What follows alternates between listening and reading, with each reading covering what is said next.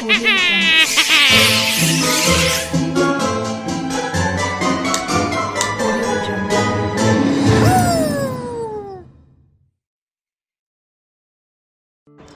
बाबा अपनी ही मस्ती में राम राम गाते हुए जंगल से गुजर रहा था। तभी बाबा की नजर एक छोटे से बच्चे पर पड़ती है। किसके पुत्र हो और यहाँ क्या कर रहे हो? मेरे माता पिता नहीं है, मैं गंगा के किनारे ही रहता हूँ। तो फिर मेरे साथ आश्रम में चलना। मैं आश्रम में अकेला रहता हूँ, तेरे साथ रहते हुए मुझे आनंद होगा। मैं आपके आश्रम आऊँगा, लेकिन मेरा शरीर देख लो बाबा जी। मतलब क्या कहना चाहता है तू? और तेरा नाम क्या है? मेरा नाम अढ़ैया है। अढ़ैया? ऐसा नाम तो इस प्रदेश में नहीं पाया जाता। इसमें कोई प्रदेश से मतलब नहीं है। इस उम्र में मैं 2.5 किलो की बाटी अकेला खाता हूँ और उसके साथ शाक, भाजी, दाल, चावल, मिठाई ये सब अलग से खाता हूँ। इसी कारण लोग मुझे अढ़ैया कहते हैं। अरे कोठार भरे हैं बच्चा, तुझे जितना खाना हो उतना खाना। और ये अढ़ैया नाम भी मुझे पसंद आया। तू चल आश्रम। बाबा और बच्चा आश्रम की ओर निकल पड़े। आप कहोगे उतना काम करूँगा बाबा जी, लेकिन खाना खिलाने में कोई कमी मत रखना। 2.5 किलो की बाटी तो चाहिए ही मुझे, फिर खुराकी बढ़े तो कुछ कह नहीं सकता। अरे भाई तू खाना जितना खाना हो उतना। तो चल, ये हमारा आश्रम है, यहाँ तुझे जितना खाना हो उतना खाना। लेकिन हमारे आश्रम का एक नियम है कि एकादशी के दिन उपवास होता है। मतलब उपवास में क्या करना होता है? उस दिन आश्रम में चूल्हा नहीं जलेगा, उस दिन भूखा ही रहना होता है। वो महीने में कितनी बार आती है? 2 बार, एक पूर्णिमा की एकादशी और दूसरी अमावस्या की। तो 2 दिन भूखा रहना पड़ेगा। हाँ। नमो नारायण, मैं जा रहा हूँ। पर क्यों? नहीं बाबा जी, एकादशी के उपवास करने पड़े ये मुझे पसंद नहीं है। पर 15 दिन में एक बार तू फल भर पेट खा लेना, दूध ज्यादा पी लेना। नहीं बाबा जी, बाटी तो चाहिए ही 2.5 किलो। पर आश्रम का नियम है। वो जो भी नियम हो, या तो नियम सुधारो या तो मुझे जाने दो। ठीक है, तू खाना, लेकिन आश्रम में चूल्हा नहीं जलेगा। मुझे बचपन से ही गरीबी ने कई कलाइयाँ सिखा दी हैं। मुझे रसोई बनाना आता है। तो फिर आटा सब्जी लेके आश्रम से दूर जंगल में जाके वहाँ रसोई बनाकर पा लेना। वैसे तू एकादशी करता तो मुझे आनंद होता, लेकिन तू समझता नहीं है। पर ठीक है, आश्रम में रसोई मत बनाना। ठीक है बाबा जी, एकादशी के दिन आप रसोई का सामान देना, मैं दूर जंगल में जाके रसोई बना के पालूंगा। एकादशी की रात।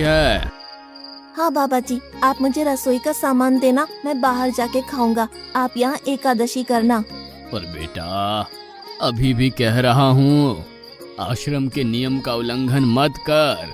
बाबा जी, तो फिर आप मुझे जाने दो।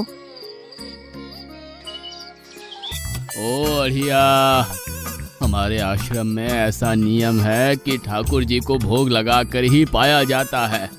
तू एकादशी के दिन ये सब कर रहा है, उसमें मैं मना नहीं करता, पर ठाकुर जी को भोग लगा कर ही पाना। ठाकुर जी मतलब कौन? यार, ठाकुर जी मतलब भगवान ईश्वर।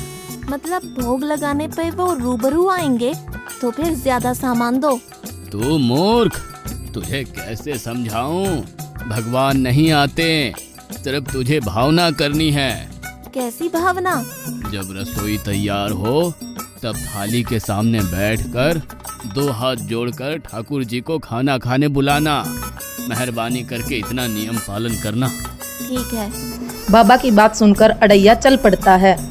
ये लड़का ठीक है, लेकिन एकादशी की होती तो कितना अच्छा होता। अढ़ैया जंगल के रास्ते धीरे धीरे चलता हुआ जंगल के बीचों बीच पहुंचकर खाना बनाने लगता है। अढ़ैया ठाकुर के लिए अच्छे अच्छे पकवान तैयार करने में लग जाता है। देव के ठाकुर, आप खाना खा लो। स्वामी, भोजन तैयार है, आप कहाँ जा रहे हैं? मेरा एक भक्त मुझे बुला रहा है, मैं अभी आया। गुरुदेव के ठाकुर अब खाना खा लो।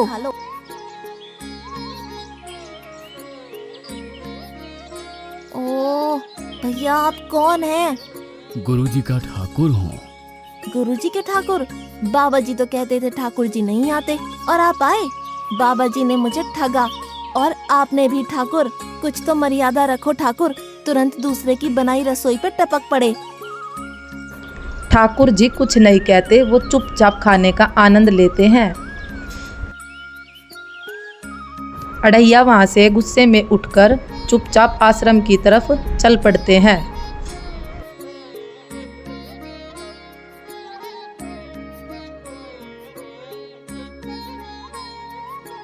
अढ़ैया बहुत ही गुस्से में उदास मन से आश्रम में आते हैं और बाबा से कहते हैं,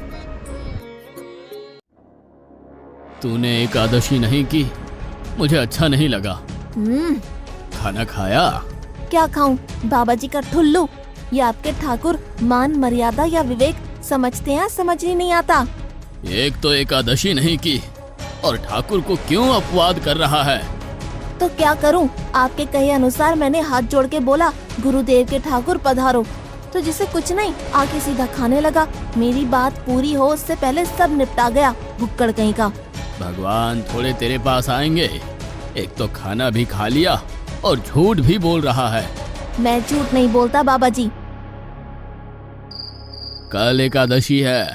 हाँ बाबा जी, मैंने कैलेंडर देख लिया है। कल मैं 2.5 किलो आटा नहीं लूंगा, 5 किलो लूंगा, क्योंकि आपका ठाकुर आता है। 2.5 किलो का खाना उनका और 2.5 किलो का मेरा।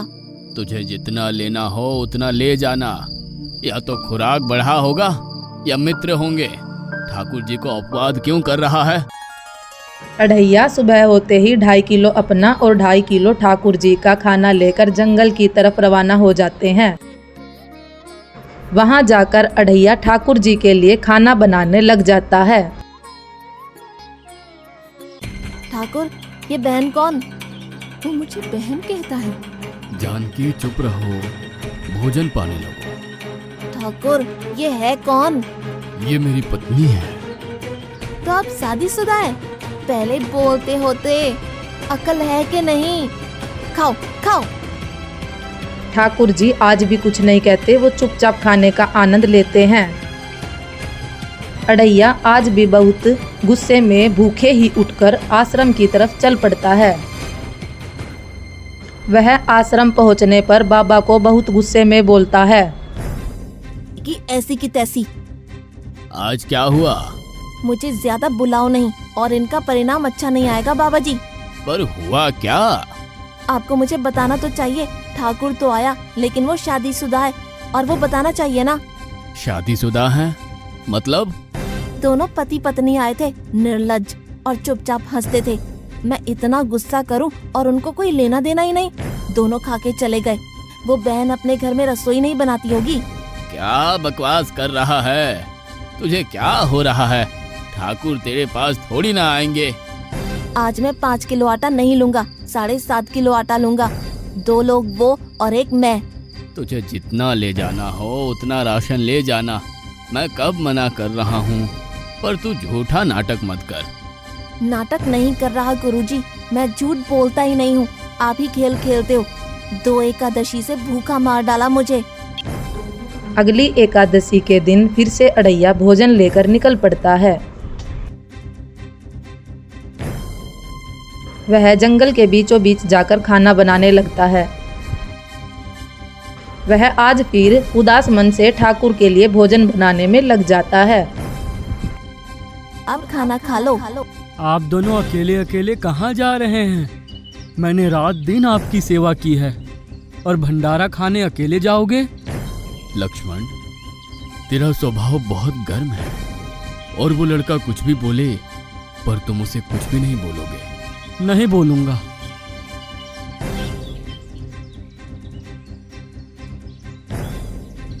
गुरुदेव के ठाकुर अब खाना खा लो।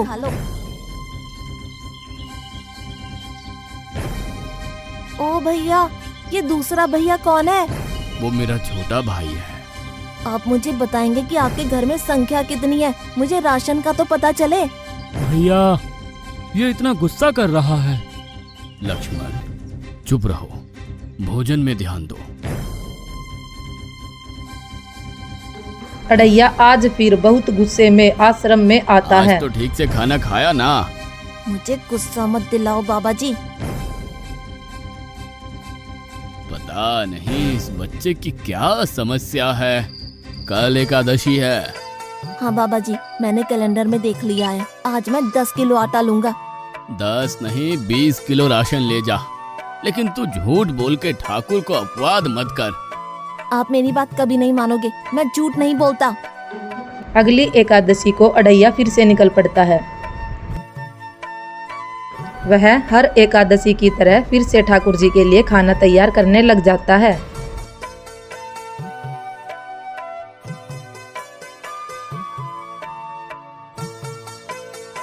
अब खाना खा लो। आज मैं भी आपके साथ आऊंगा प्रभु।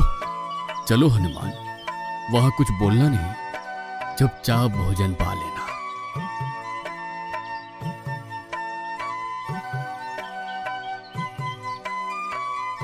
गुरुदेव के ठाकुर, अब खाना खा लो। ठाकुर जी आज फिर हनुमान जी, सीता जी और लक्ष्मण जी के साथ आ जाते हैं। ठाकुर, ये दूसरे भैया कौन है? वो मेरा सेवक है। खा लो खा लो, भीख मंगो, खा लो।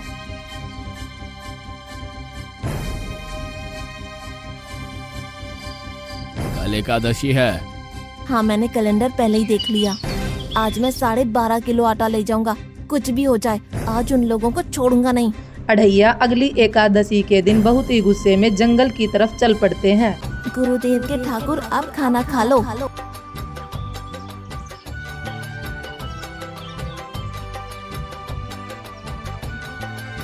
अड़ैया, आज तो तूने कुछ बनाया ही नहीं है। अब से ऐसा ही होगा। आपके भैया को बोलो लकड़ियाँ काट के लाए, और इस पवन पुत्र को बोलो आग जलाए। आपकी पत्नी को बोलो रसोई बनाए। आप उन्हें मदद करो, और भोजन तैयार हो तब मेरी थाली अलग करके फिर अपना पाना, मैं वहाँ बैठा हूँ। अड़ैया, तेरी बनाई हुई रसोई तो हम पिछली 4 एकादशी से पा रहे हैं, लेकिन आज हम तुझे खिलाएंगे। हनुमान, तुम लक्ष्मण को साथ ले जाकर लकड़ियां काट के ले आओ।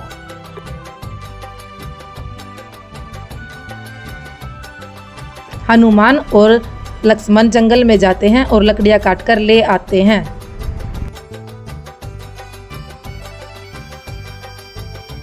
ठाकुर जी भोजन बनाने लग जाते हैं और सीता माँ भी बहुत ही प्यार से उनका हाथ बटाती है। अड़ैया, अब आओ। पहले मेरी थाली अलग कर दो।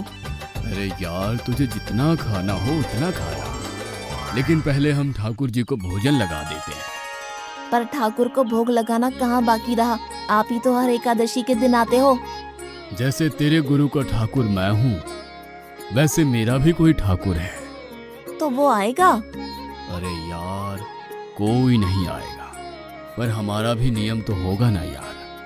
तो जल्दी करो। हे अखिल ब्रह्मांड के ठाकुर, अब पधारो पधारो। ठाकुर जी भगवान शिव की आराधना करते हैं और उनको भोजन के लिए आमंत्रित करते हैं। स्वामी, ये बिना मौसम की गरजती हुई बारिश हमें क्या संकेत देती है? मेरे राम भंडारा कर रहे हैं, हमें बुलावा आया है। अगर राम जी भंडारा कर रहे हैं तो वहाँ तो व्यवस्था होगी ही। स्वामी, हम सब आएंगे। हाँ पार्वती, जाओ कीर्तिमान, मेरे सभी गणों को बुलावा भेजो। जो नहीं आएगा उसे मैं अपना नहीं मानूंगा।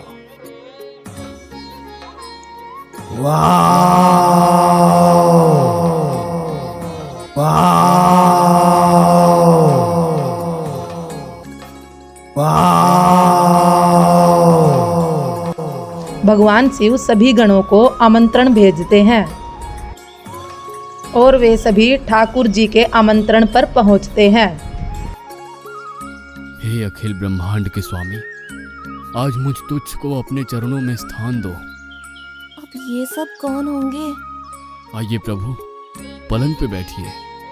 आओ अड़ैया, बैठो। मेरा आज एकादशी का उपवास है। अरे बैठ तो सही। ठाकुर, आपने अपने लोगों को पूरी थाली भर दी और मुझे सुपारी के दाने बराबर एक टुकड़ा दिया। आज मेरी एकादशी है, आप खाओ। अड़ैया, तो चख तो सही। तेरी बनाई रसोई तो हम बेटा रोज खाते हैं, आज तू इतना तो चख।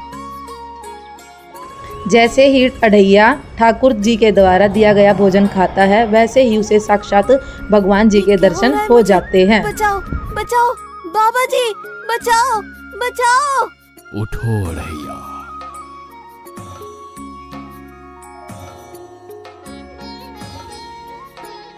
हे असंख्य जीवों के मालिक, मुझे माफ कर दो। मैंने आपको बहुत भला बुरा कहा, मैं आपको जान नहीं पाया। नहीं अड़ैया, तुम नेक हालस्ता से मुझे बुलाते थे, तभी तो मैं तुम्हारे पास आता था, और तुम्हारे सभी बंधनों को काटना मेरी जिम्मेदारी थी। जाओ, अब नई जिंदगी की शुरुआत करो। मैं अभी आया। उससे पहले ठाकुर आप और ठाकुर के ठाकुर आप यहाँ से कहीं गए तो आपको राम दुहाई है, मैं अभी आया।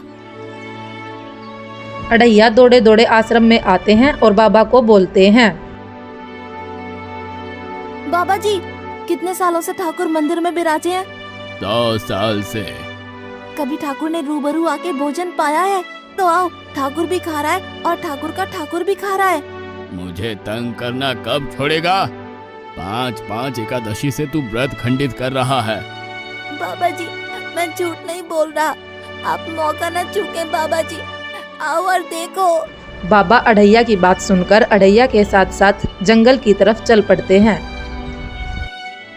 तू महान है अढ़ैया, तू महान है।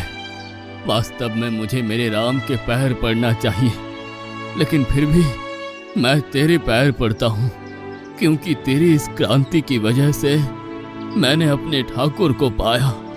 तूने मेरे हरि को प्राप्त किया। तू महान है अढ़ैया, तू महान है।